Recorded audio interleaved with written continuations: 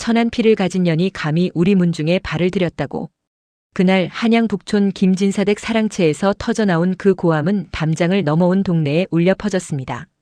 3대가 벼슬을 지낸 양반가의 체면이고 뭐고 그날만큼은 분노가 앞섰던 것이지요. 하지만 사람들은 몰랐습니다. 그날 쫓겨난 여인이 누구였는지, 그 여인 때문에 이 나라가 얼마나 큰 위기를 넘길 수 있었는지를, 그리고 그 진실이 밝혀지는 날 김진사댁이 어떤 대가를 치르게 될지를. 때는 조선 중종 12년 한양은 봄 기운으로 가득했으나 김진사댁만큼은 얼어붙은 겨울 같았습니다. 어머님, 제발 한 번만 더 생각해 주십시오. 큰 며느리 서씨가 무릎 꿇고 애원했으나 시어머니 홍씨 부인의 얼굴은 돌처럼 굳어 있었습니다. 생각은 무슨 생각? 내 입으로 직접 말해보거라. 내 어미가 천민이었다는 게 사실이냐 아니냐? 서씨의 입술이 파르르 떨렸습니다. 부정할 수 없었습니다. 22해를 숨겨왔지만 결국 들통이 나고 말았습니다. 사실이옵니다. 그 순간 홍씨 부인이 손에 들고 있던 찻잔을 바닥에 내동댕이 쳤습니다. 산산이 부서진 백자 조각들이 서씨의 치맛자락에 튀었습니다. 2년, 감히 양반과 자제를 속이고 들어와? 우리 아들을 속이고 3년이나 사람 행세를 했단 말이냐? 어머님, 소녀는. 닥쳐. 내 입에서 나오는 말은 이제 모두 거짓말이다. 당장 이 집에서 나가거라. 지금 당장. 안채가 떠나가라 울부짖는 소리에 하인들도 식모들도 모두 숨을 죽였습니다. 누가 감히 말릴 수 있겠습니까? 3대 양반가의 자존심이 땅에 떨어진 이 마당에. 그때 사랑채에서 급히 달려온 사람이 있었습니다. 서씨의 남편 김진사의 장남 김용필이었습니다. 어머니, 이게 무슨 일이십니까? 내가 물을 일이냐? 내 아내가 내가 3년을 함께 산 그년이 천민의 딸이란다. 백정의 핏줄을 이어받은 것이. 용필의 얼굴이 하얗게 질렸습니다. 아내를 보았습니다. 서씨는 고개를 들지 못한 채 눈물만 흘리고 있었습니다. 그게 정말입니까? 떨리는 목소리로 물었을 때 서씨는 고개를 끄덕였습니다. 그 순간 용필의 마음속에서 무언가가 무너져 내렸습니다. 사랑했습니다. 진심으로 사랑했습니다. 과거 시험 준비로 지쳐 있을 때 밤새 등불을 밝혀주던 아내였습니다. 몸이 아파 누웠을 때 밤새 간호해주던 아내였습니다. 하지만 그 모든 것이 거짓 위에 세워진 것이었습니다. 당신은 나를 속인 겁니까? 서방님, 대답하시오. 처음부터 알고 있었소? 당신 어머니가 천민이라는 걸? 서씨가 고개를 들었습니다. 눈물 범벅이 된 얼굴로. 알고 있었습니다. 하오나 서방님, 소녀는. 됐어. 용필이 손을 들어 막았습니다. 더는 듣고 싶지 않소. 어머니 말씀대로 하시오. 이 집을 떠나시오. 서방님, 내일 아침까지 짐을 꾸리시오. 그리고 다시는 이 집 앞에 나타나지 마시오. 용필은 더 이상 아내를 보지 않고 돌아섰습니다. 등 뒤로 서씨의 울음소리가 들렸지만 걸음을 멈추지 않았습니다. 양반의 자존심이, 체면이, 가문의 명예가 그를 붙들었습니다. 그날 밤 서씨는 작은 보따리 하나만 메고 김진사댁을 나섰습니다. 하늘에는 별 하나 없는 컴컴한 밤이었습니다. 서씨의 본명은 서연이었습니다. 그녀의 어머니는 과연 백정이었습니다. 하지만 사람들이 모르는 것이 있었습니다. 그 어머니가 어떻게 백정이 되었는지를. 서연의 어머니 명선은 원래 중인 집안의 딸이었습니다. 의원의 딸로 태어나 글도 배우고 약초도 익혔지요. 그러나 15살 되던 해 역병이 돌았습니다. 아버지인 의원이 환자들을 돌보다 병에 걸려 세상을 떠났고 어머니마저 같은 병으로 숨을 거두었습니다. 친척들은 명선을 거두지 않았습니다. 역병에 걸렸던 집안의 자식이라며 피했지요. 갈 곳 없던 명선은 거리를 떠돌다가 한 백정의 눈에 띄었습니다. 그 백정, 이름은 춘삼이었는데 명선을 불쌍히 여겨 자신의 오두막에 데려갔습니다. 먹을 것을 주고 잠잘 곳을 주었습니다. 명선은 살기 위해 춘삼의 집에 머물렀고 시간이 지나 춘삼의 아내가 되었습니다. 하지만 양반들의 눈에 그것은 상관없는 일이었습니다. 백정과 혼인했으면 백정이고 백정의 자식은 또한 백정인 것이었습니다. 서연은 그렇게 백정의 딸로 자랐습니다. 하지만 어머니 명선은 딸만큼은 다른 삶을 살게 하고 싶었습니다. 밤마다 글을 가르쳤고 바느질을 가르쳤으며 예절을 가르쳤습니다. 연아, 너는 내 어미처럼 살지 말거라. 너는 양반과 규수처럼 행동하고 말하고 생각해야 한다. 하지만 어머니, 저는 백정의 딸인데요. 아니다. 너는 내 딸이다. 그리고 나는 의원의 딸이었다. 그것만 기억해라. 명선은 딸의 출생을 숨겼습니다. 멀리 떨어진 마을의 양반집에 딸을 보내 종으로 일하게 했습니다. 하지만 서연은 종이 아니었습니다. 그녀의 총명함과 예의 바름은 주인집 마님의 눈에 들었고 마침 친정에서 규수를 돌봐줄 사람이 필요하다는 소식에 서연을 추천했습니다. 그렇게 서연은 양반가로 들어갔습니다. 신분을 숨긴 채 그곳에서 김용필을 만났습니다. 그는 진정으로 좋은 사람이었습니다. 글을 읽어주었고 시를 함께 지었으며 서연의 생각을 존중해 주었습니다. 사랑이 깊어졌고 결국 혼인까지 이르렀습니다. 서연은 행복했습니다. 3년이라는 시간이 꿈 같았습니다. 하지만 모든 거짓말은 언젠가 들통나는 법입니다. 어느 날 김진사 댁에 먼 친척이 찾아왔습니다.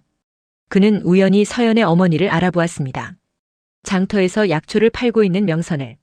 그리고 물었습니다. 혹시 딸이 있냐고. 어디 시집 갔냐고. 명선은 대답하지 않았지만 그것만으로도 충분했습니다. 친척은 조사했고 진실을 밝혀냈습니다. 그렇게 서연은 쫓겨났습니다. 집에서 쫓겨난 서연은 갈 곳이 없었습니다. 어머니에게 돌아갈 수도 없었습니다. 이미 어머니는 세상을 떠난 뒤였습니다. 서연이 혼인한 지 1년 되던 해에 병으로 돌아가셨지요. 친정이라 할 곳도 없었습니다. 백정이었던 의부사버지 춘삼도 이미 죽었고 그의 친척들은 서연을 모른 척했습니다.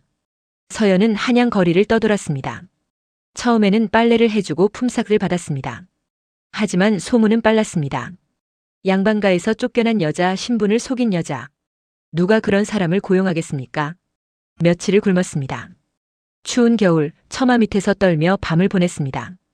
그러던 어느 날 한 노파가 다가왔습니다. 아가씨, 일할 곳이 필요하신가요? 서연은 고개를 들었습니다.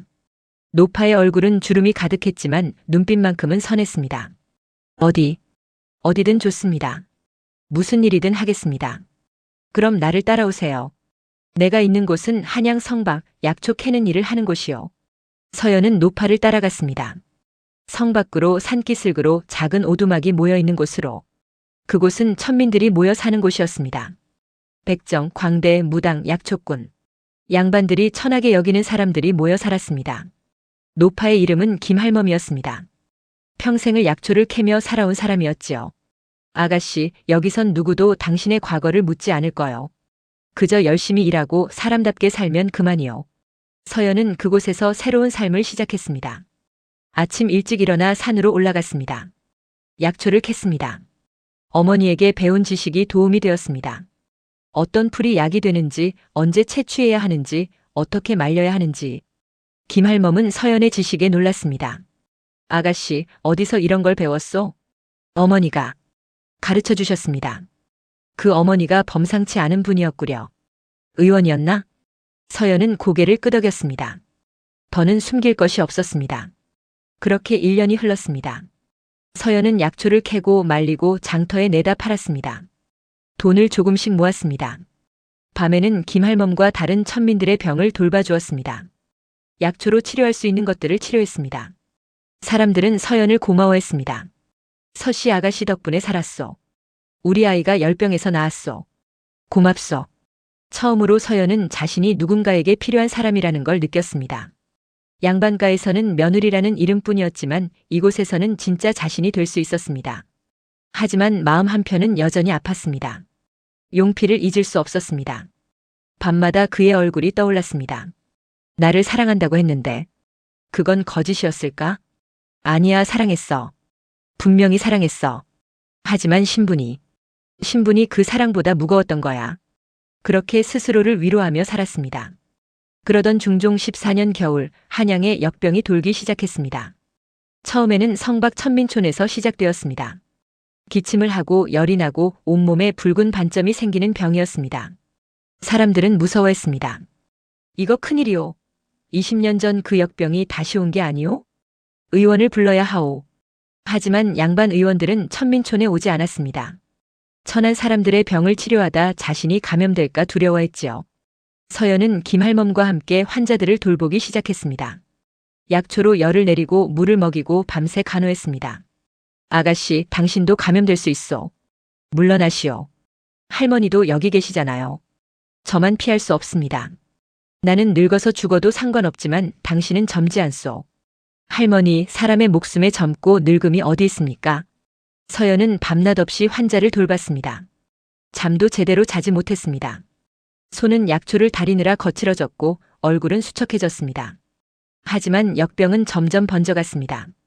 천민촌을 넘어 한양성 안으로 들어오기 시작했습니다. 조정이 발칵 뒤집혔습니다. 역병이 성 안까지 들어왔습니다.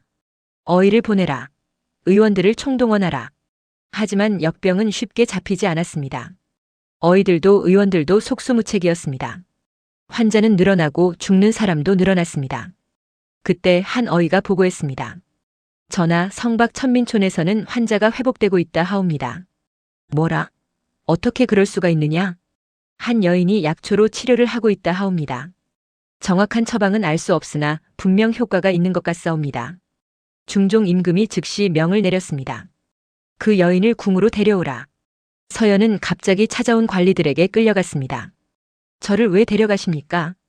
임금님 명이시다. 역병을 치료하는 법을 아랜다 하여라. 서연은 겁이 났습니다. 임금님 앞이라니. 천민의 딸인 자신이 어떻게 임금님 앞에 설 수 있단 말입니까? 하지만 거부할 수 없었습니다. 왕명이었으니까요. 궁에 도착했습니다. 처음 보는 화려한 건물들, 처음 듣는 엄숙한 음악 소리. 서연은 떨리는 다리로 어전에 섰습니다. 여인, 고개를 들어라. 중종 임금의 목소리가 들렸습니다. 서연은 천천히 고개를 들었습니다. 내가 역병을 치료했다는 것이 사실이냐? 소녀가 치료했다기보다는 어머니께 배운 약초 처방을 썼을 뿐입니다. 그 처방이 무엇이냐? 서연은 떨리는 목소리로 대답했습니다. 금은화, 연교, 박하, 감초를 함께 다리고 거기에 생강을 더합니다. 하루 3번 따뜻하게 먹이면 열이 내리고 반점도 사라집니다. 어이들이 웅성거렸습니다. 금은화와 연교라. 해독에 쓰는 약재가 아니오? 맞소. 하지만 역병에 쓴다는 건 처음 듣는 처방이요. 중종이 물었습니다. 그 처방은 어디서 배웠느냐? 어머니께 배웠습니다, 전하. 내 어머니는 누구냐? 서연은 잠시 망설였습니다. 하지만 거짓말을 할 수 없었습니다. 의원의 딸이었으나 백정의 아내가 되셨습니다. 어전이 조용해졌습니다. 모두가 충격에 빠진 듯 했습니다. 중종이 다시 물었습니다. 그럼 너는 백정의 딸이란 말이냐? 그렇습니다, 전하. 신하들이 소리쳤습니다. 전하, 천민을 어전에 세우시다니 있을 수 없는 일이옵니다. 당장 내쫓아야 하옵니다. 하지만 중종은 손을 들어 신하들을 제지했습니다. 조용히 하라. 짐이 묻는 것은 신분이 아니라 처방이다. 그리고 서연을 보며 말했습니다. 여인아, 내 어머니의 처방으로 백성들을 살릴 수 있느냐? 그렇습니다, 전하. 하오나 약초가 많이 필요합니다. 그리고 환자를 직접 돌봐야 합니다. 좋다. 짐이 약방을 열어주겠다. 그리고 내게 필요한 약초와 사람을 모두 대주겠다. 백성을 살려라. 전하. 신분이 무엇이냐? 목숨을 살릴 수 있다면 그것으로 족하다. 서연은 눈물을 흘리며 절을 했습니다. 그날부터 서연은 왕명으로 역병 치료소를 운영하게 되었습니다. 한양 곳곳에 치료소가 세워졌고 서연의 처방대로 약을 다렸습니다. 환자들이 찾아왔고 약을 먹었으며 회복되었습니다. 처음에는 의심하던 의원들도 점차 인정하기 시작했습니다. 이 처방. 정말 효과가 있어. 환자의 절반 이상이 회복되고 있어. 저 여인 범상치 않소. 서연은 쉬지 않고 일했습니다. 약을 다리고 환자를 돌보고 처방을 가르쳤습니다. 밤이고 낮이고 없었습니다. 한 달이 지나자 역병이 잡히기 시작했습니다. 환자 수가 줄어들었고 죽는 사람도 줄어들었습니다. 2달이 지나자 역병이 거의 사라졌습니다. 백성들은 서연을 칭송했습니다. 서씨 아가씨가 우리를 살렸소. 저분이 아니었다면 우리 모두 죽었을 거요. 하늘이 보내신 분이요. 조정 신하들도 인정하지 않을 수 없었습니다. 중종 임금이 다시 서연을 불렀습니다. 여인아, 내 덕분에 수많은 백성의 목숨을 살렸다. 무엇을 원하느냐? 말해보아라. 서연은 고개를 숙였습니다. 소녀는 아무것도 원하지 않습니다, 전하. 다만? 제 어머니가 천민이 아니라 의원의 딸이었음을 기억해 주십시오. 그것만으로 충분합니다. 중종은 고개를 끄덕였습니다. 좋다. 짐이 기억하겠다. 그리고 중종은 잠시 생각하더니 말했습니다. 너에게 의녀의 직책을 내리겠다. 궁에서 환자를 돌보고 백성을 치료하라. 의녀. 그것은 천민도 받을 수 있는 관직이었습니다. 하지만 그 의미는 컸습니다. 왕이 인정한 의원이라는 뜻이었으니까요. 서연은 눈물을 흘리며 절했습니다. 황송하옵니다, 전하. 서연이 의녀가 되었다는 소문은 한양 전체에 퍼졌습니다. 북촌 김진사댁에도 그 소문이 들렸습니다. 아니, 그 며느리가?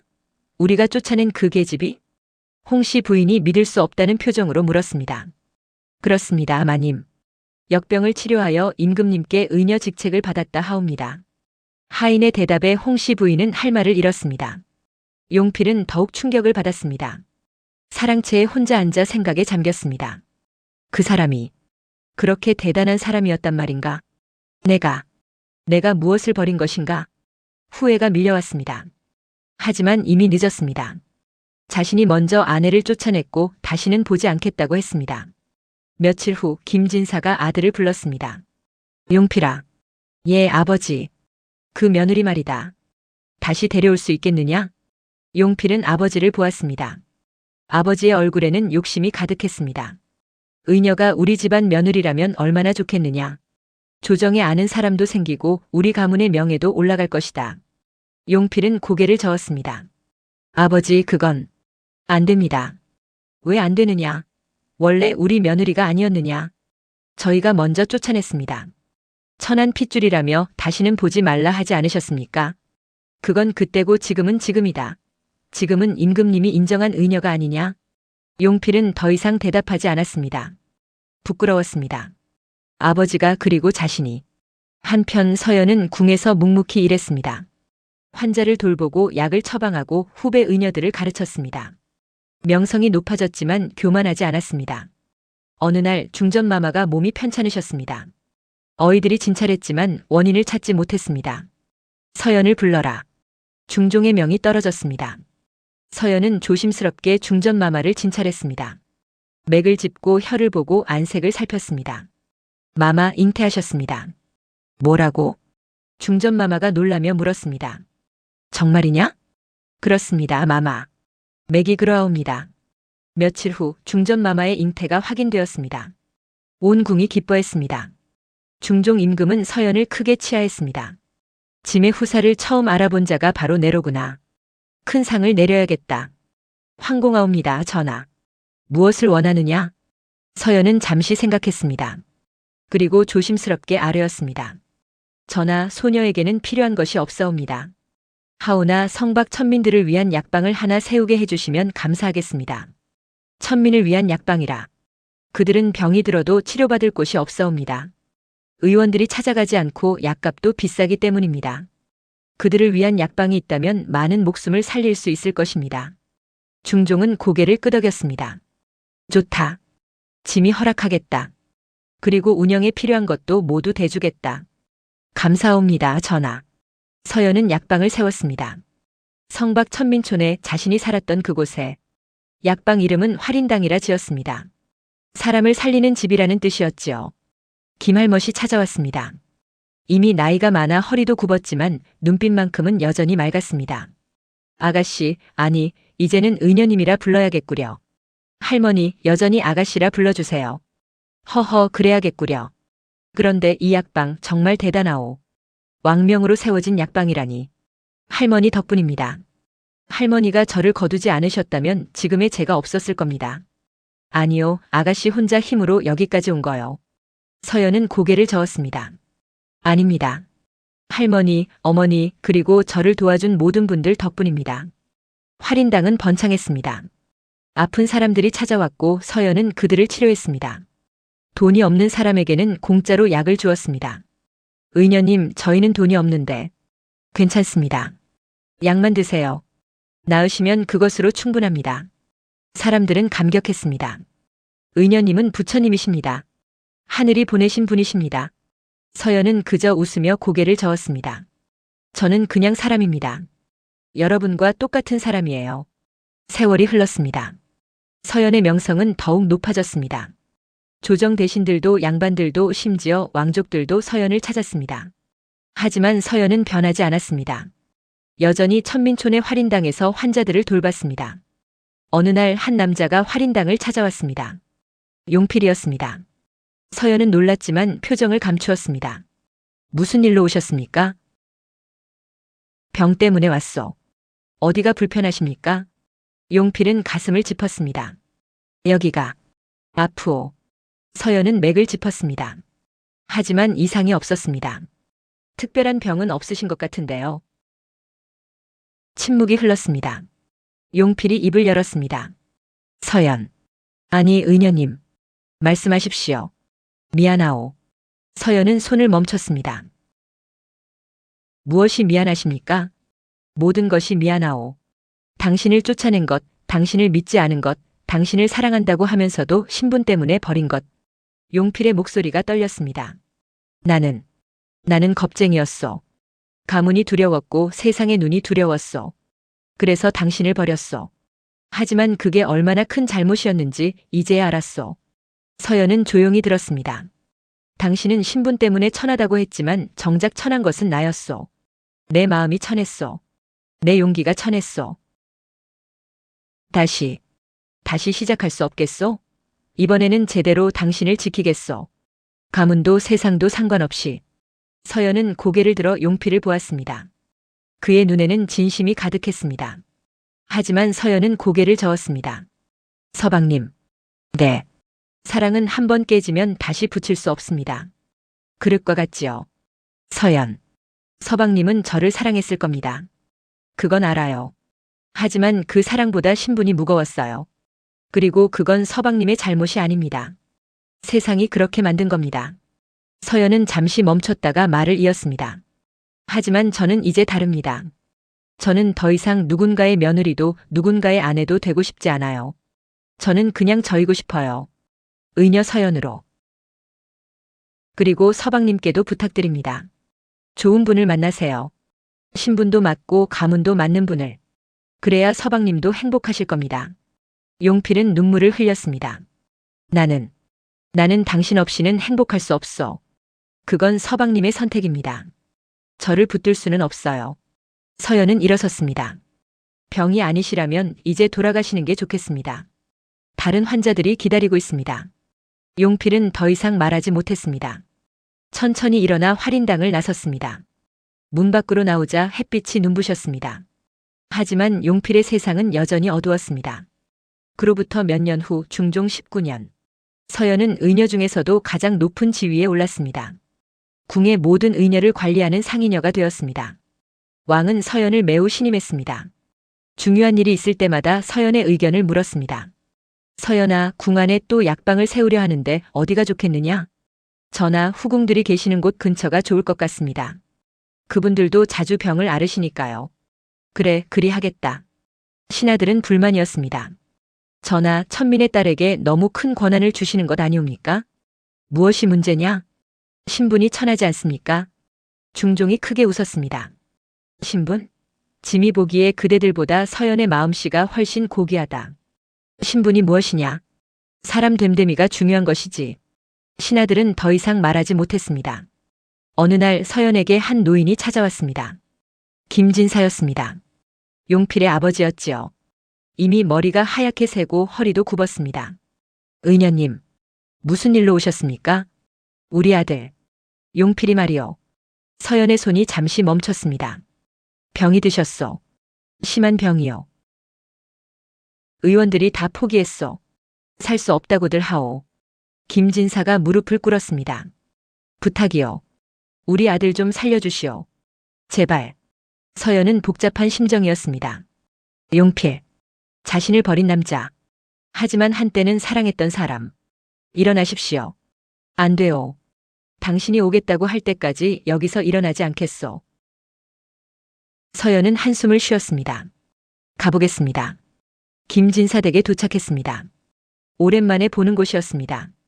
용필은 방에 누워 있었습니다. 얼굴이 창백했고 숨소리가 가빴습니다.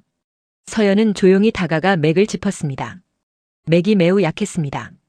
폐에 병이 든 것 같았습니다. 기침을 많이 하셨습니까? 네. 석 달째입니다. 피는 나오지 않았습니까? 가끔. 나옵니다.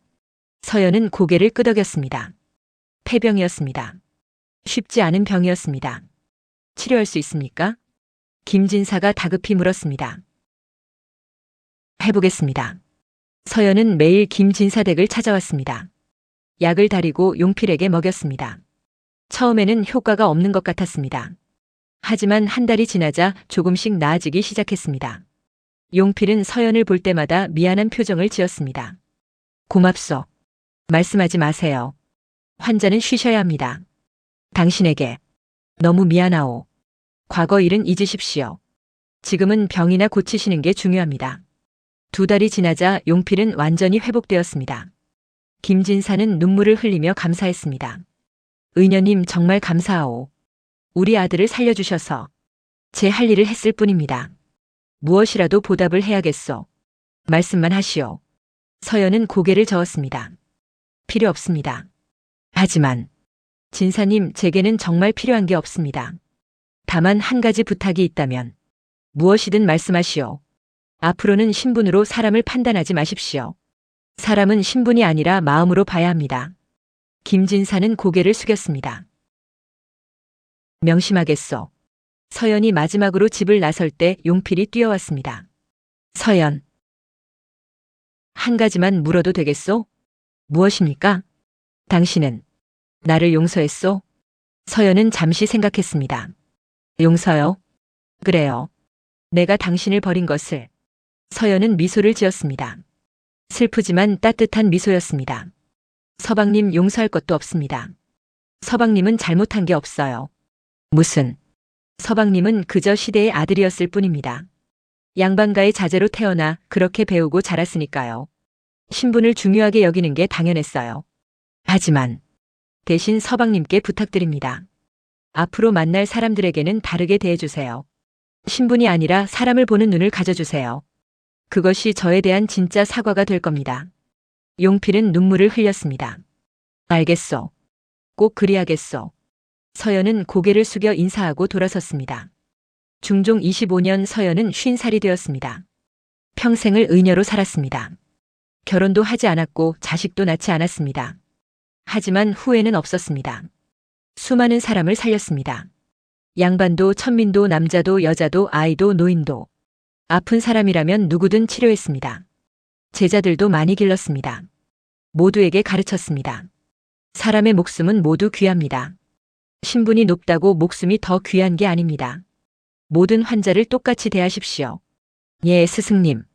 그리고 돈이 없다고 외면하지 마십시오. 의원의 손은 돈이 아니라 목숨을 위해 움직이는 것입니다. 명심하겠습니다. 어느 날 왕이 서연을 불렀습니다.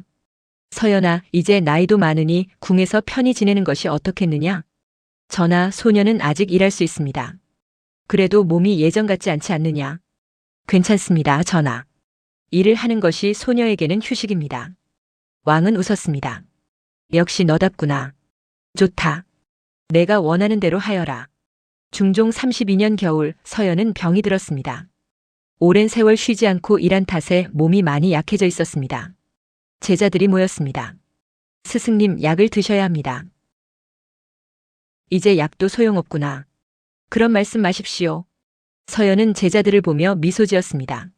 너희들이 있으니 내 할 일은 다 한 것 같구나. 스승님, 부탁이다. 내가 없어도 활인당을 계속 운영해 다오. 가난한 사람들, 아픈 사람들을 계속 돌봐주렴. 그리하겠습니다, 스승님. 서연은 천천히 눈을 감았습니다. 마지막 순간 그녀의 머릿속에는 많은 얼굴들이 스쳐 지나갔습니다. 어머니, 김할멈, 환자들, 제자들. 그리고 용필. 좋은 삶이었어. 힘들었지만 의미 있었어. 그렇게 서연은 조용히 숨을 거두었습니다. 서연의 죽음에 온 나라가 슬퍼했습니다. 왕은 직접 제문을 지었습니다. 신분은 천했으나 마음은 하늘보다 높았고 배움은 적었으나 덕은 성인과 같았도다. 평생을 백성을 위해 살았으니 그 공을 어찌 잊을 수 있으랴.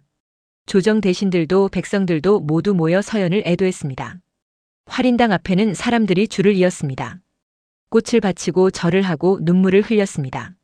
의녀님이 아니었다면 저는 지금 살아있지 못했을 겁니다. 우리 아이를 살려주셨어요.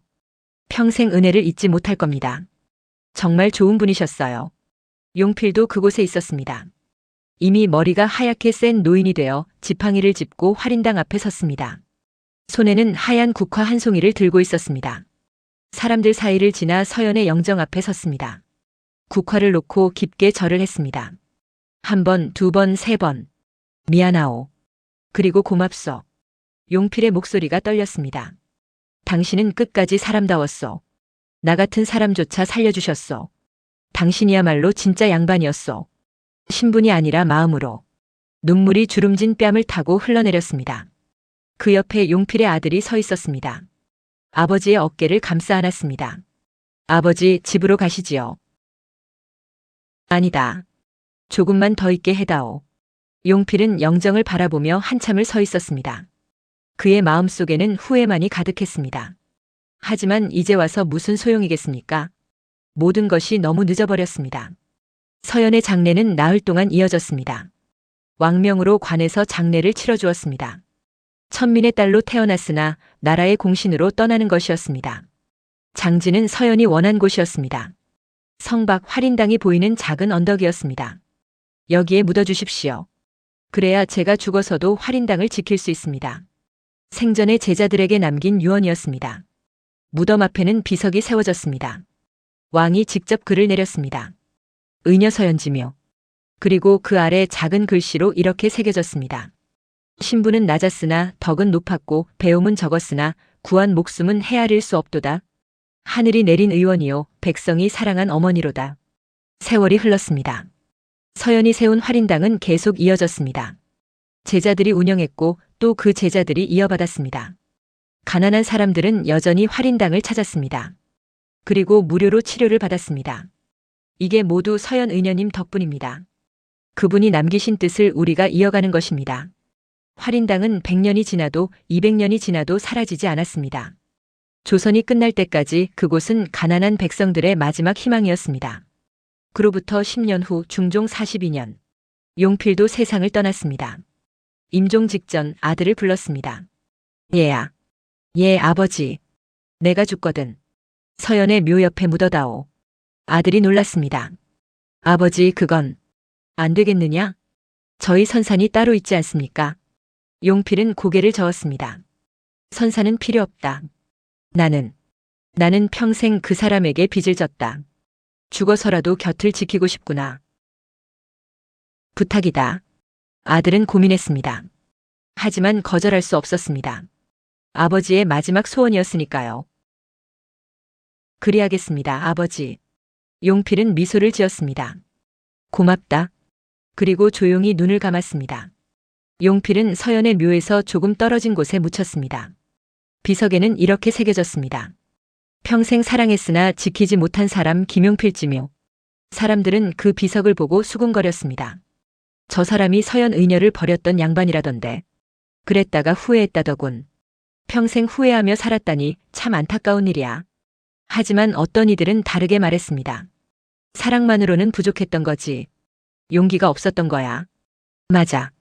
신분이 두려워서 사랑을 버렸으니 그게 무슨 사랑이겠어. 서연 의녀님은 정말 대단한 분이셨어. 버려지고도 원망하지 않으셨으니. 그로부터 수십 년이 더 흘렀습니다. 선조 임금 시절 나라에 또 큰 역병이 돌았습니다. 조정이 긴급히 대책을 논의했습니다.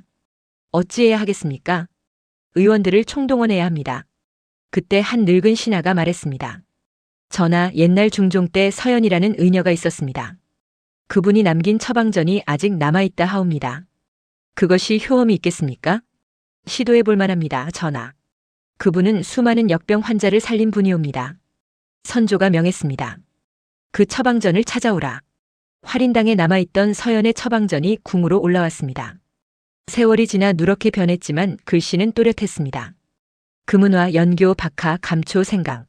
어이들이 그 처방대로 약을 다렸습니다. 그리고 환자들에게 먹였습니다. 놀랍게도 효과가 있었습니다. 환자들이 하나둘 회복되기 시작했습니다. 서연 의녀의 처방이 또 백성을 살렸습니다. 정말 대단한 분이셨구나. 선조는 감탄했습니다. 죽은 지 수십 년이 지났는데도 백성을 살리다니. 진정한 의원이로다. 그리고 명을 내렸습니다. 서연의 무덤을 정비하라. 그리고 해마다 제사를 지내도록 하라. 나라가 기억해야 할 사람이다. 이후 조선시대 내내 서연의 이야기는 전해졌습니다. 어머니들은 아이들에게 말해주었습니다. 얘야, 옛날에 서연이라는 의녀가 있었단다. 어떤 분이셨어요? 천민의 딸로 태어났지만 마음만큼은 누구보다 고귀했던 분이지. 평생을 남을 위해 사셨단다. 저도 그런 사람이 되고 싶어요. 그래, 그렇게 살아야 한다. 신분이 중요한 게 아니라 어떻게 사느냐가 중요한 거란다. 의녀가 되려는 여자아이들에게 서연은 롤모델이었습니다. 저도 서연 의녀님처럼 되고 싶어요. 많은 사람을 살리고 싶어요. 스승들은 그런 아이들에게 말했습니다. 서연 의녀님처럼 되려면 실력만으로는 부족하다. 마음이 먼저 따뜻해야 한다. 예, 명심하겠습니다. 세월은 계속 흘러 구한말이 되었습니다. 조선이 무너지고 새로운 시대가 열렸습니다. 활인당도 결국 문을 닫았습니다. 시대가 변했고 새로운 병원들이 생겼으니까요. 하지만 서연의 묘는 남았습니다. 일제강점기에도 해방 후에도 한국 전쟁 때에도 그 묘는 사라지지 않았습니다. 사람들이 지켰습니다. 이 묘는 우리가 지켜야 해. 서연 의녀님의 묘야. 왜요? 이분은 신분 때문에 차별받았지만 그걸 극복하고 수많은 생명을 살린 분이야. 우리가 기억해야 할 분이지. 현대에 들어서도 서연의 묘는 보존되었습니다. 문화재로 지정되었고 매년 의료인들이 찾아와 참배했습니다. 선배님 감사합니다. 저희가 걷는 이 길을 먼저 걸어주셔서. 그리고 지금 서연의 이야기는 여전히 전해지고 있습니다. 어떤 이는 책으로 읽고 어떤 이는 드라마로 보고 어떤 이는 할머니의 이야기로 듣습니다. 하지만 그 이야기의 핵심은 언제나 같습니다. 신분이 사람을 만드는 게 아니라 사람이 신분을 만드는 것이다. 겉모습으로 사람을 판단하지 말라. 진짜 중요한 것은 마음이다. 사랑한다면 끝까지 지켜라. 두려움 때문에 포기한다면 그것은 진정한 사랑이 아니다. 덕은 반드시 돌아온다. 당장은 아니어도 언젠가는. 북촌 어딘가 옛 김진사댁 터에는 이제 현대식 건물이 들어섰습니다. 그곳에 사는 사람들은 모릅니다. 이곳에서 수백 년 전 한 여인이 쫓겨났다는 것을. 하지만 성박 서연의 묘가 있는 언덕은 여전히 남아 있습니다. 봄이 되면 벚꽃이 피고 여름이 되면 녹음이 우거지고 가을이 되면 단풍이 들고 겨울이 되면 눈이 쌓입니다. 묘 앞의 비석은 세월에 닳아 글자가 흐릿해졌지만 여전히 읽을 수 있습니다.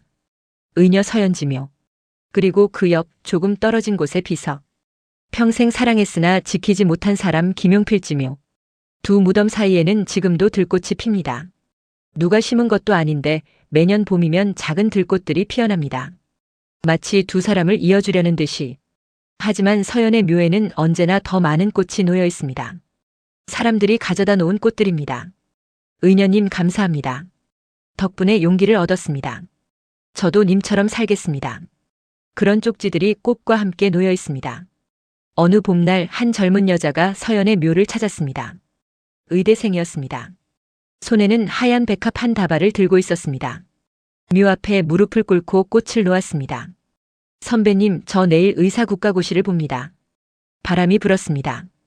들꽃들이 흔들렸습니다. 사실 겁이 나요. 제가 과연 좋은 의사가 될 수 있을까? 환자들을 제대로 돌볼 수 있을까? 여학생은 눈물을 닦았습니다. 하지만 선배님 이야기를 읽고 용기를 얻었어요. 선배님은 훨씬 더 어려운 환경에서도 포기하지 않으셨잖아요. 저도 선배님처럼 살고 싶어요. 환자의 신분이나 돈을 보지 않고 오직 생명만을 보는 의사가 되고 싶어요. 그녀는 깊게 절을 했습니다. 힘을 주세요, 선배님. 제가 선배님의 뜻을 이어갈 수 있도록. 그리고 천천히 일어나 언덕을 내려갔습니다. 묘 앞의 백합이 바람에 흔들렸습니다. 마치 답하는 것처럼. 그래, 너는 할 수 있다. 신분도 환경도 두려움도 중요하지 않다. 중요한 것은 내 마음이다. 내가 진심으로 사람을 살리고 싶다면 그 마음이 너를 이끌 것이다. 해가 저물었습니다. 서연의 묘 위로 저녁 햇살이 비쳤습니다. 따뜻하고 부드러운 빛이었습니다. 묘 옆에 작은 나무에 새 한 마리가 앉아 노래를 불렀습니다. 평화로운 노래였습니다. 그 노래는 언덕을 넘어 마을로, 마을을 넘어 도시로, 도시를 넘어온 나라로 퍼져나갔습니다. 마치 서연의 목소리처럼. 신분으로 사람을 판단하지 마세요. 마음을 보세요. 진심을 보세요. 그리고 기억하세요. 덕은 반드시 돌아온다는 것을. 사람답게 산다는 것이 얼마나 아름다운 일인지를. 이것이 바로 천안 피라며 쫓아냈던 며느리의 진짜 정체였습니다. 그녀는 백정의 딸이었지만 동시에 나라를 구한 의녀였습니다. 양반가에서 쫓겨났지만 왕의 신임을 받은 상인녀가 되었습니다. 한 남자에게 버림받았지만 수만 명의 백성에게 사랑받았습니다. 신분은 낮았지만 덕은 누구보다 높았습니다. 그리고 그녀의 이야기는 지금도 계속되고 있습니다. 차별받는 사람들에게 희망을 주고 좌절한 사람들에게 용기를 주고 방황하는 사람들에게 방향을 제시하며 세상은 여전히 불완전합니다. 신분은 사라졌지만 다른 형태의 차별이 남아 있습니다. 하지만 서연의 이야기는 우리에게 말합니다. 그 모든 것을 넘어설 수 있다고. 진심과 노력과 덕으로. 그리고 무엇보다 사람을 사랑하는 마음으로. 달이 떴습니다. 서연의 묘 위로 달빛이 쏟아졌습니다. 은은하고 고요한 빛이었습니다. 그 빛 아래 묘비의 글자가 더욱 또렷하게 보였습니다. 의녀 서연지묘 신분은 낮았으나 덕은 높았고 배움은 적었으나 구한 목숨은 헤아릴 수 없도다. 그리고 바람이 불어왔습니다. 따뜻하고 부드러운 바람이. 그 바람은 묘를 감싸고 언덕을 넘어 세상으로 퍼져나갔습니다. 서연의 숨결처럼. 영원히 살아 숨쉬는 덕의 향기처럼.